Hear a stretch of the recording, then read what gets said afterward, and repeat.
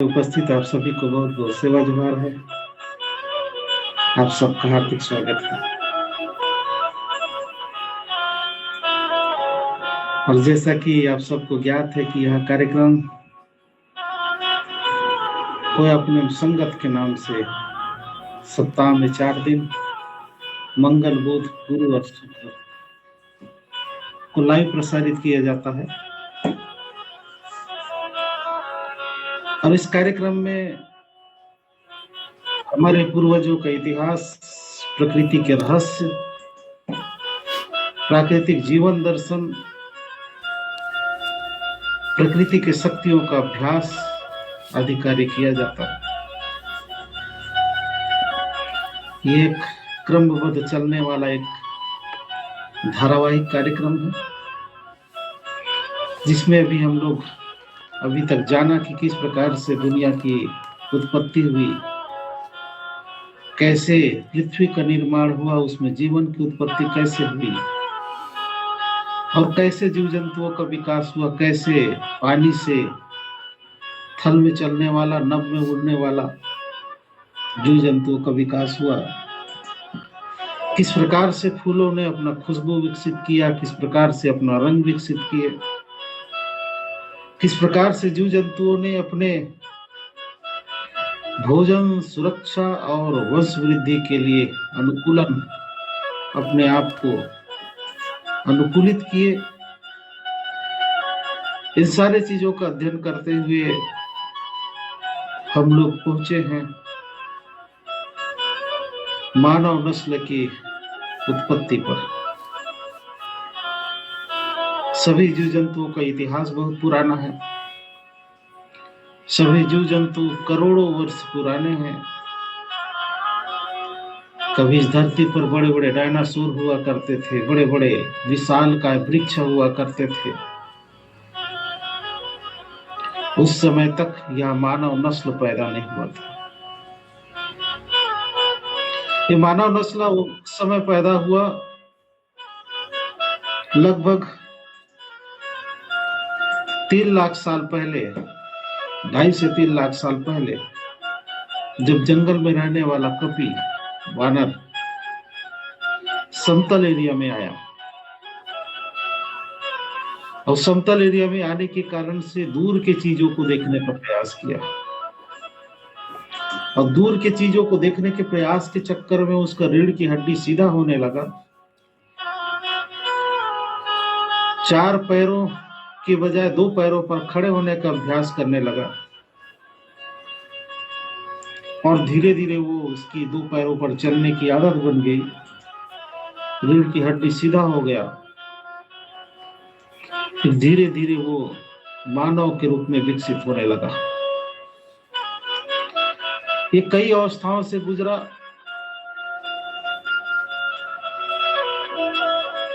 होमो erectus, Neanderthal, क्रोमेगनन आदि अवस्थाओं से गुजरते हुए होमो सेपियंस बना। होमो सेपियंस उस अवस्था का नाम है जब विवेकी बुद्धि को प्राप्त किया। अभी तक इंसानों के पास, चाहे अन्य जीव जंतुओं के पास सहज बुद्धि होता था, किंतु मनुष्य ने विवेकी बुद्धि को प्राप्त किया, प्रज्ञ बुद्धि को प्राप्त किया, तब से उसका नाम होमो सेपियंस कहलाने लगा वैज्ञानिक दृष्टिकोण से। इसी कड़ी में हम देखते हैं तो पूरे धरती पर 2 जगह इसके जीवाश्म मिलते हैं। एक तो अफ्रीका में, जिसको ऑस्ट्रेलोपिथेकस अफ्रिकस कहते हैं, और दूसरा मानव उत्पत्ति का जीवाश्म हमारे एशिया महाद्वीप के नर्मदा घाटी में मिलता है, जिसको नरमादा, इसीलिए उसको हमारे पूर्वज नरमादा कहते हैं। और नरमादा बहुत पहले से हमारे पुरखा अपने भाषा में, अपने गीतों में, अपने पाटा में प्रयोग करते आए हैं, इसीलिए उस नदी का नाम नर्मदा नदी पड़ा, नर्मदा नदी। और ये बात और प्रमाणित हुआ जब 1982 के आसपास में वैज्ञानिकों ने वह जीवाश्म खोजा, सबसे पुराने मानव का, होमो इरेक्टस का। और उस होमो इरेक्टस का जो जीवाश्म था,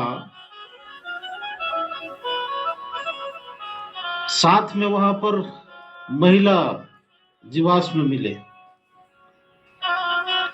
जिसकी आयु लगभग जो है 3 लाख वर्ष पुराना। तो हमारे पूर्वज जो कहते थे कि ये नर्मदा घाटी है, नर और मादा की घाटी है, यहाँ से हमारे पूर्वजों का वंश विस्तार हुआ है, वो बातें भी वैज्ञानिकों के शोध से यह प्रमाणित हुआ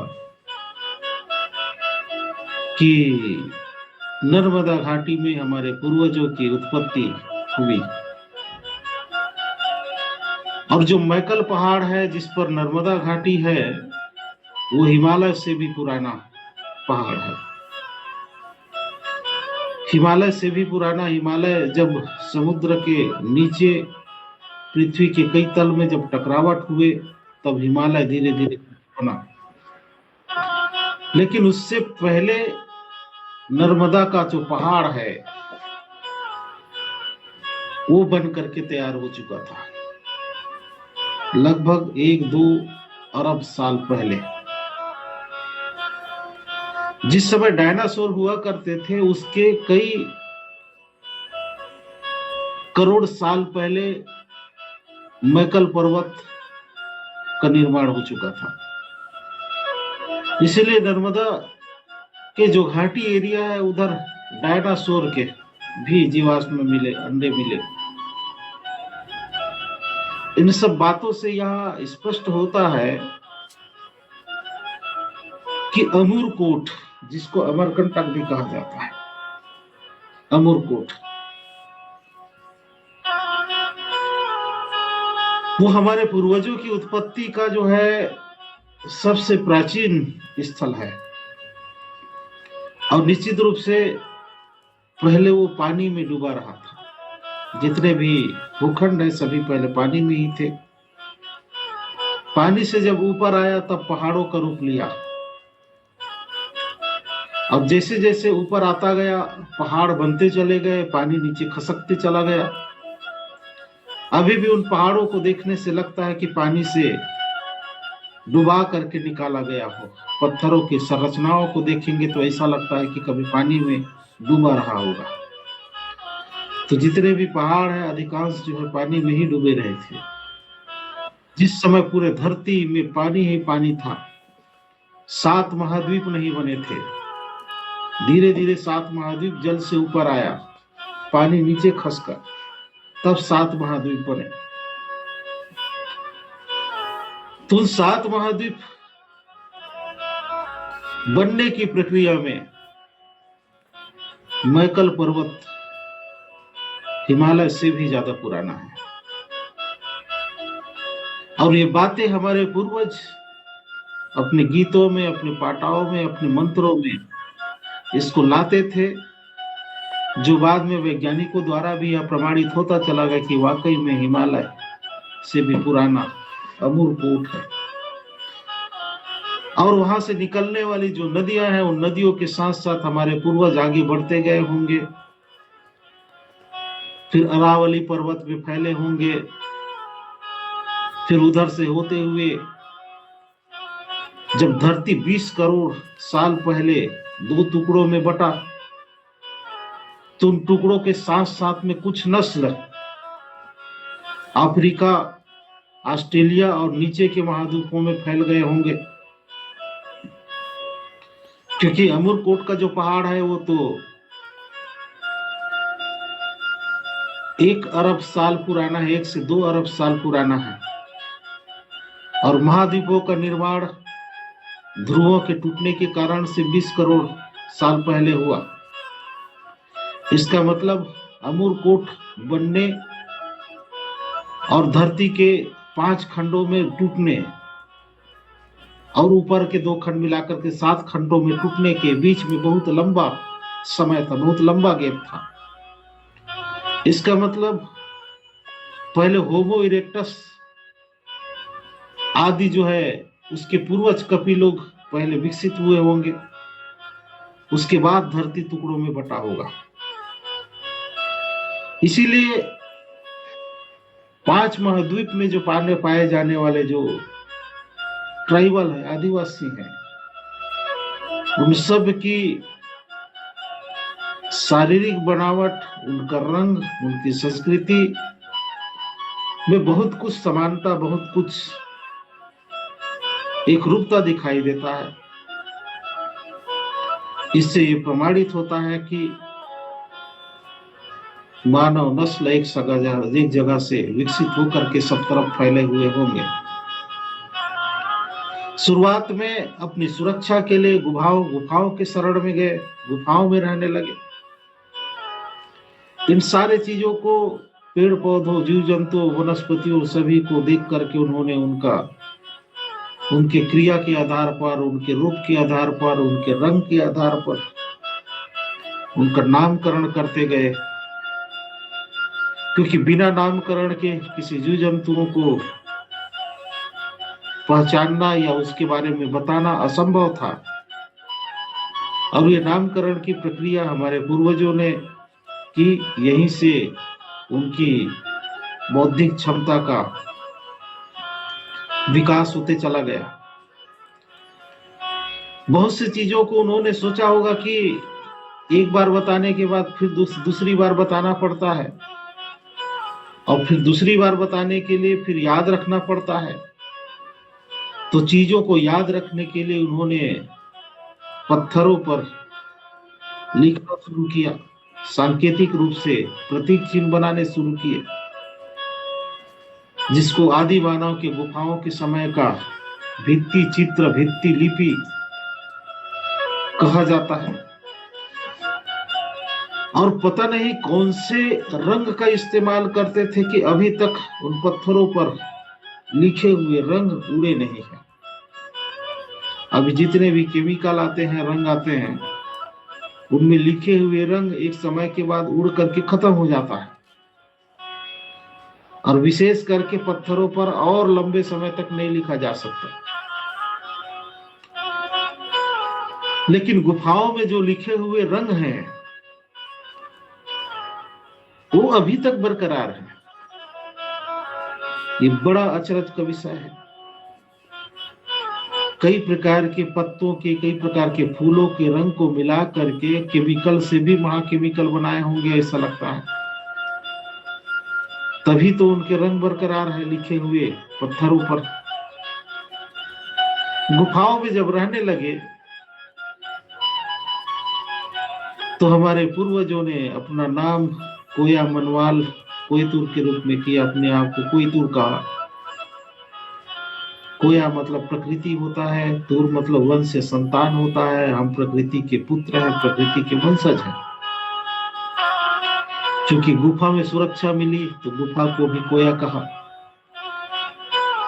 जिस प्रकार से माँ के गर्भ में बच्चे को सुरक्षा मिलता है, उसको पोषण मिलता है, तो माँ के गर्भ को भी कोया, जिसको कोख कहा जाता है, उसको भी कोया कहा। महुए के फूल को उन्होंने देखा कि ये तो ऐसा फूल है जो कभी सूखता नहीं है, कभी अन्य फूल क्या होते हैं कि सूख जाते हैं। महुआ के फूल में रस बरकरार रहता है अंदर। तो उस समय के पूर्वजों को महुआ का फूल जो है ऐसा भोजन के रूप में मिला जिसको सालों तक संग्रहित करने के बावजूद भी उसके गुण बरकरार रहते थे, उसकी पोषण बरकरार रहता था, और साथ में स्वाद और ऊर्जा का स्रोत, उसमें कार्बोहाइड्रेट की मात्रा, शुगर की मात्रा इतना ज्यादा रहता है कि उसको खाते ही एनर्जी आ जाता है। जिस प्रकार से कोई कमजोर व्यक्ति को 1 चम्मच शक्कर खिला दिया जाए तो तुरंत एनर्जी आता है, ग्लूकोज की तरह, ग्लूकोज पाउडर की तरह। वैसे ही महुए के फूल में जो है, महुआ का फूल खाने के बाद तुरंत एनर्जी आता था। हमारे पूर्वजों को ये फूल चमत्कारिक फूल की तरह लगा। और प्रकृति का वरदान इसको समझा। प्रकृति ने विशेष रूप से महुए के फूल को बनाया, ऐसा हमारे पूर्वजों ने समझा। और उस फूल को भी प्रकृति के संज्ञा दिया, उसको भी कोया फूल कहा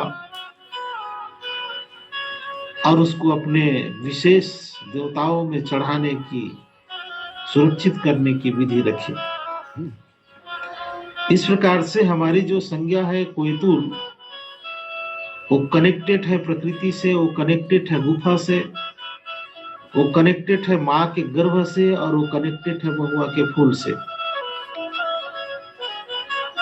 और सबको उन्होंने कोया कहा, और सबका महुआ के फूल जिस प्रकार से माँ के गर्भ में जिस प्रकार से बच्चे का पोषण होता है, उसी प्रकार से महुआ का फूल हमको पोषण देता था। इसलिए माँ के गर्भ के पोषण से तुलना करते हुए महुआ के फूल को भी कोया की संज्ञा दिया, अपने आप को कोयतुल कहा। और चूंकि संख्या धीरे धीरे बढ़ने लगी, संख्या बढ़ी, तो एक ही जगह सबके लिए आवास की व्यवस्था, सबके लिए भोजन की व्यवस्था में मुश्किल होने लगा। तो ग्रुप बना बना करके कई ग्रुपों में, अलग अलग समूहों में दूर दूर जा करके रहने लगे, अलग अलग कबीलों का निर्माण होने लगा। सतपुड़ा के पहाड़ों पर भी जो गुफाएं हैं, उन गुफाओं में भी हमारे पूर्वज कई ग्रुपों में रहते हुए आगे बढ़े। तो कई समूहों में विभाजित होते चले गए, फिर और संख्या बढ़ा, और थोड़ा दूर गए, और संख्या बढ़ा, और दूर चले गए। इस प्रकार से कई समूहों में दूरी बढ़ते चली गई, कई समूहों का निर्माण होते चला गया, और वही समूह अलग अलग कबीले के रूप में विकसित हुए, कबीला कहलाए। जब तक गुफाओं में थे तब तक वो गुफा में रहने वाले कबीलाई के रूप में कहलाए। लेकिन जब गुफा से बाहर निकले तो सबके लिए गुफा की संभावना नहीं थी, सबको गुफा, इतने ढेर सारे गुफा नहीं थे कि सबके लिए गुफा मिल सके। फिर धीरे धीरे उस समूह में घास फूस से झोपड़ी बना करके रहने लगे और एक जगह रहने लगे। कई पेड़ों को जोड़ करके आपस में रस्सी और बांस से बांध करके उसके नीचे या पेड़ के ऊपर झोपड़ी नुमा बना करके कई कबीलों में निवास करने लगे, और बहुत से कबीलों का धीरे धीरे विकास हो गया। और चूंकि तब तक चीजों को पहचानने की, उसका नामकरण करने की, बोलने के लिए उन्होंने अपनी भाषा का विकास कर लिया था। सब लोग एक चीज को एक ही संबोधन से, एक ही संज्ञा से पुकारते थे। जैसे कि पानी है तो पानी को उस समय उन्होंने एर कहा, तो सब लोग एर ही बोलते रहे होंगे। इस प्रकार से भाषाओं का विकास हुआ, और एक ही भाषा लेकर के बहुत से कबीले आपस में विकसित होते चले गए, दूरियां बनती चली गई। तो कबीलाई गण व्यवस्था का विकास हुआ, और देखते देखते इतने दूर फैल गए, पूरे क्षेत्र में फैल गए, पूरे धरती में फैल गए कई कबीलों के रूप में। तो समस्या आई कि भाई सभी कबीले के लोग तो एक जैसा दिखते हैं, लेकिन पहचाने कैसे कि कौन से समूह का व्यक्ति है ये।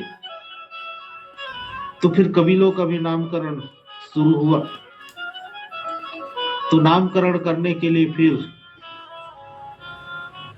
वनस्पतियों का इस्तेमाल किया जाने लगा। किसी कबीले को नाग कबीला कहा, नाग टोटम के आधार पर, किसी को कछुआ कबीला, किसी को सिंह, किसी को बाघ, सोडुम कबीला। अभी मैं हिंदी में बता रहा हूं, बाकी गोंडी में अपना गुंडी में उसका रहा होगा हमूल चाहे कुरुम, उसी प्रकार से सोड़ी और मीन, संथाल, अभी जितने भी कबीला दिखाई देते हैं अलग अलग, परमाल मतलब चीता, मीन मतलब मछली, तिग्गा मतलब बंदर, एक्का मतलब कछुआ, ये सभी चाहे उराव हो, चाहे गोड़ हो, कंवर हो, संथाल हो, मीना हो, इस सभी कबीलाओं में इसी प्रकार से उनका पहचान चिन्ह बना। और वो पहचान चिन्ह जो था जीव जंतु वनस्पति, उसी पहचान से वो पहचाने जाते थे। कहीं गए तो अपने भाला पर, अपनी अपनी लकड़ी पर अपनी आकृति बना लेते थे, जिससे देख करके ये समझ में आ जाता था कि कौन से कबीले वाला है। अपने कबीले पर उसी प्रकार से पत्थरों का या फिर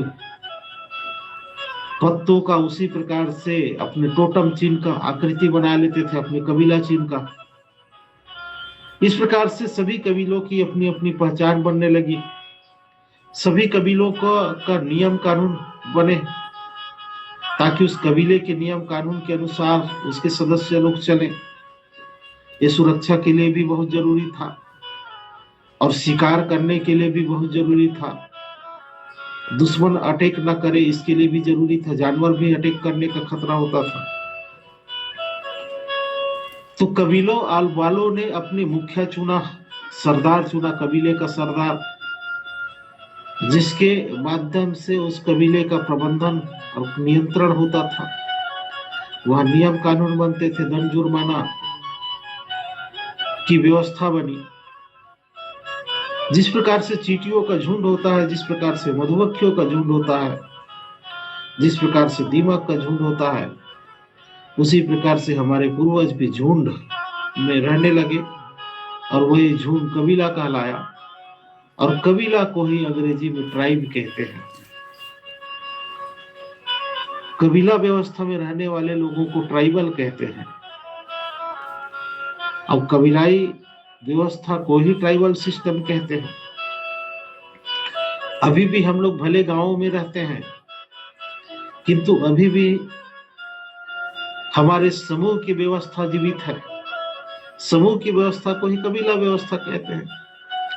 जो समूह की व्यवस्था में नहीं रहता है उसको कबीला व्यवस्था नहीं कह सकते।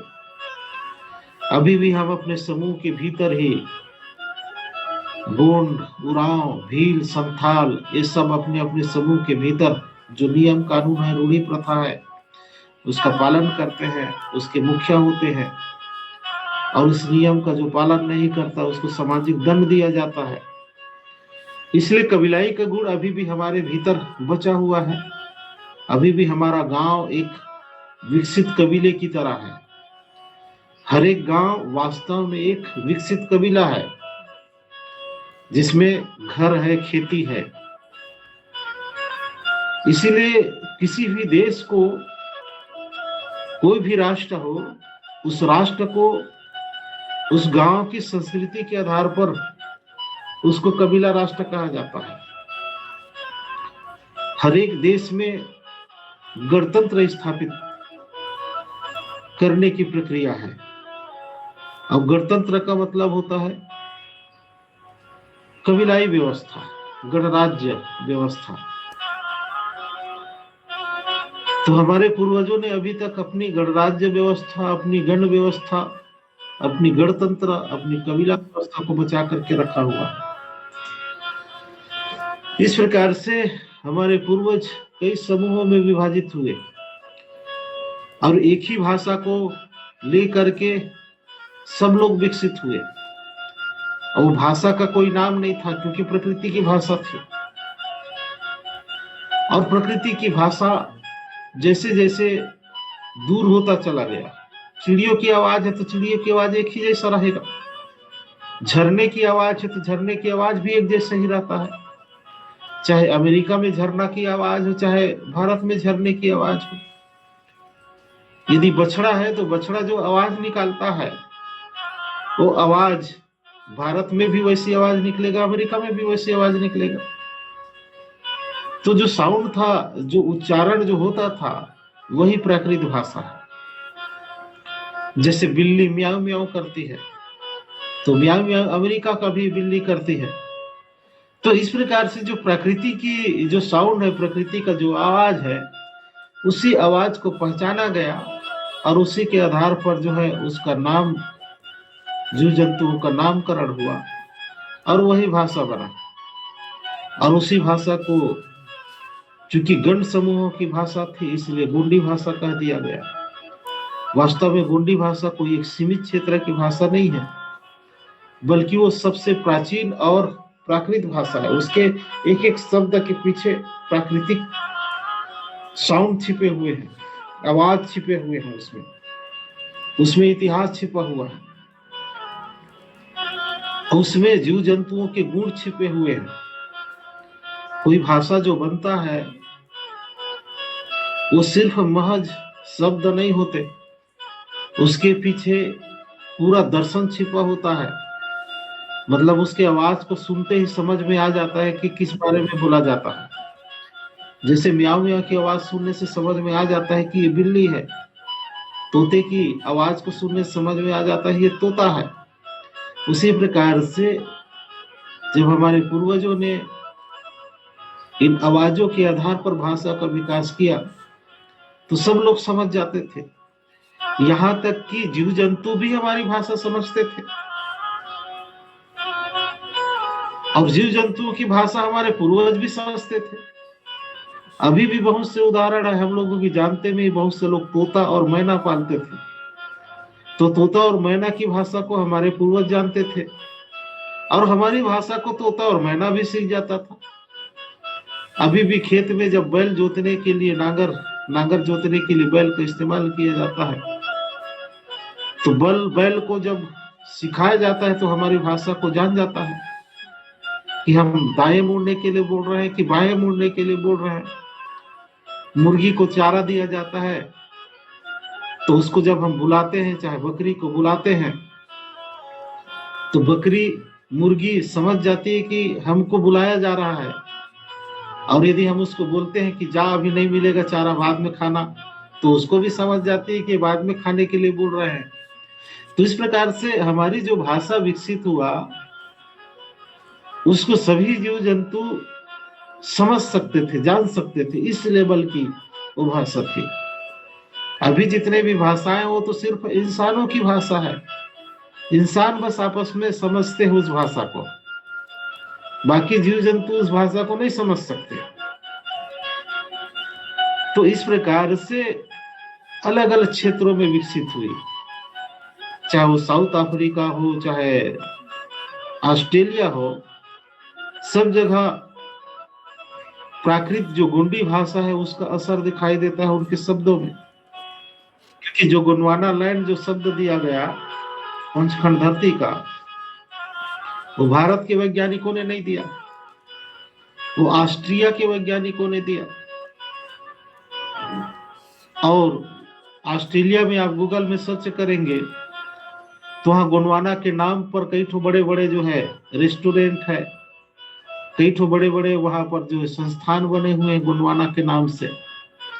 यदि गोंडवाना भारत के सिर्फ गोंड लोगों के लिए होता, तो ऑस्ट्रेलिया के लोग गोंडवाना शब्द का इस्तेमाल क्यों करते?